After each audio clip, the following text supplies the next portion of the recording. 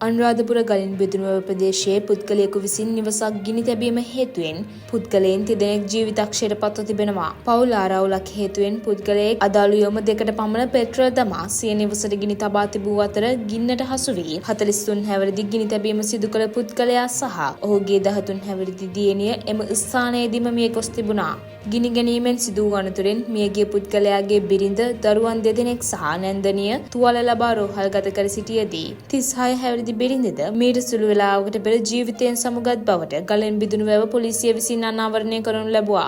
ගින්නට හසු වූ 15 හැවිරිදි දියණිය 20 හැවිරිදි පුත්‍රයා සහ 66 හැවිරිදි නැන්දනිය තවමත් පිළිසුම් තුවාල ලබා අනුරාධපුර ශික්ෂණ රෝහලේ ප්‍රතිකාර ලබනවා. අදාළ පුද්ගලයා නිවසට ගිනි තබන අවස්ථාවේ දියණියන් දෙදෙනා බිරිඳ සහ බිරිඳගේ මව නිවසේ සිටි අතර පිරිමි දරුවා සිද්ධිය සැලවීමත් සමග එම ස්ථානයට පැමිණ තිබෙනවා. එහිදී ඔහු මව සහ සහෝදරයන් බේරා ගැනීමට උත්සාහ දැරීමේදී මෙලෙස පිළිස්සුම් තුවාල ලබා තිබෙනවා. ගිනි තැබීම සිදු කළ පුද්ගලයා නිතර මත්පැන් පානය කර බිරිඳට පහර දීම සිදු කරන බවත් ඔවුන් අතර පවතින ආරවුල් හේතුවෙන් අවස්ථා කිහිපයකදී ගලෙන් බිදුණු වැව පොලිසිය වෙත පැමිණිලි සිදු කර දෙපාර්ශ්වයට අවවාද කර ඇති බවටත් තොරතුරු අනාවරණය වී තිබෙනවා. ගලෙන් බිදුණු වැව පොලිස් වසමේ නුවරගම් කොලනිය පණ්ඩිකාරමඩුව ප්‍රදේශයේ මෙලෙස මෙම අනතුර සිදු වී ඇති බවටයි වාර්තා වන්නේ.